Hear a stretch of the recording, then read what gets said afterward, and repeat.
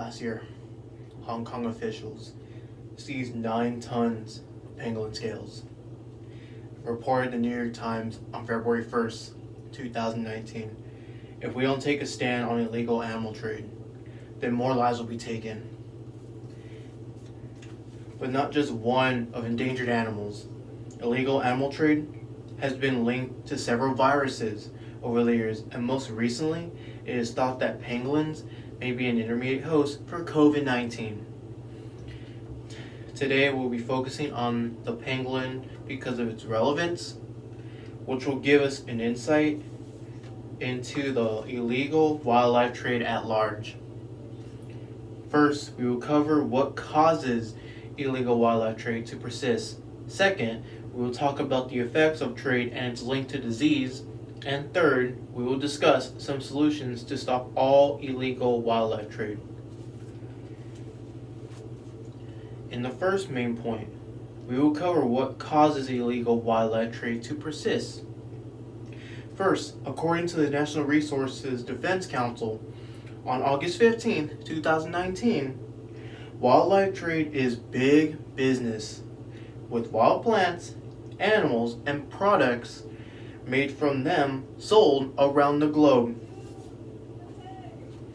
legally and illegally. The New York Times on March 5th, 2020 confirms that trade has been so popular that China's first wildlife trading ban is in 1980, with several laws put into place since then, even some threatening prison time. However, even though pangolins are an endangered species, they are the world's only truly scaly mammals, making them a highly desirable commodity. In fact, the New York Times continued saying that pangolins are most likely the most trafficked mammal in the world due to the false claims that their scales can be used for medicines.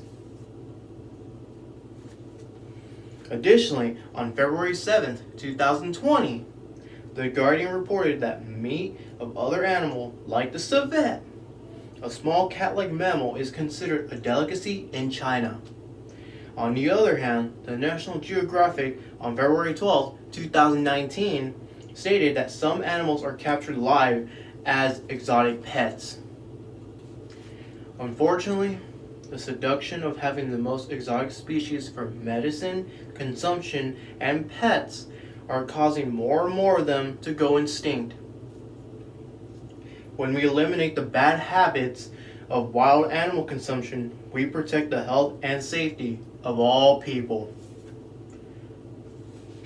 In main point 2, we will discuss the effects of trade and its link to disease.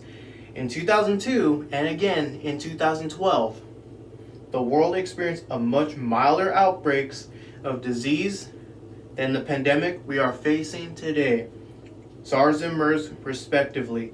CNN reported on February 26, 2020 that SARS infected more than 8,000 people and killed 774, while the CED recorded on July 8, 2019 that MERS infected about 2,400 people and killed 842 worldwide.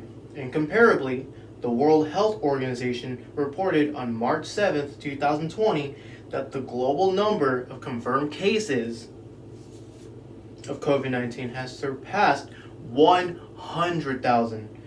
According to the New York Times on February 13, 2020, palm civets turned out to be an intermediate host of SARS, while camels were an intermediate host of MERS. The term intermediate means in between, so intermediate hosts act as a kind of a middleman in between an original host and humans, but these diseases did not occur naturally. On March 24th, 2020, Biological Diversity stated that more than 100 organizations urged Congress to address the wildlife trade and habitat deconstruction, the root causes of emerging zoonotic diseases like COVID-19. The outcomes of which are still undetermined. The trade itself, however, is not what causes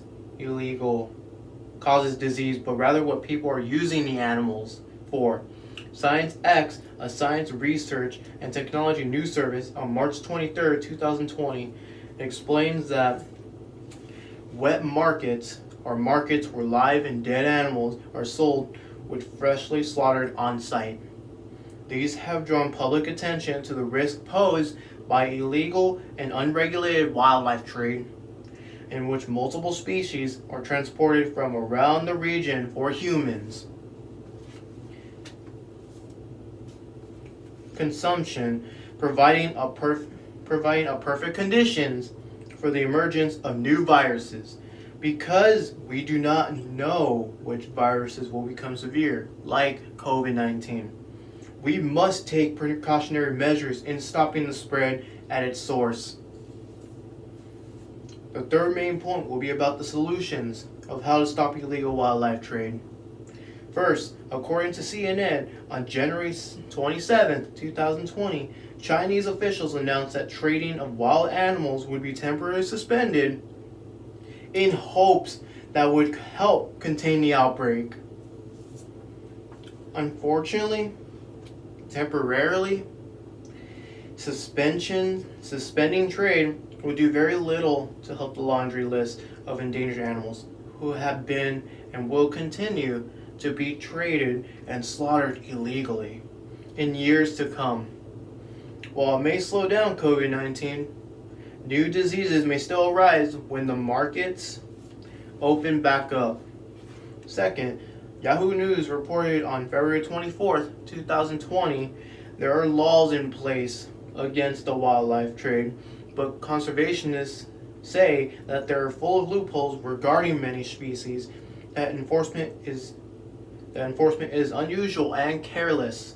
Third, according to the New York Post, on March 28, 2020, China imposed a ban on all farming and consumption of terrestrial wildlife of important ecological, scientific, and social value, which is expected to be signed into law. It's great that China imposed a ban on farming and consumptions, because it's one step closer to stopping illegal wildlife trade.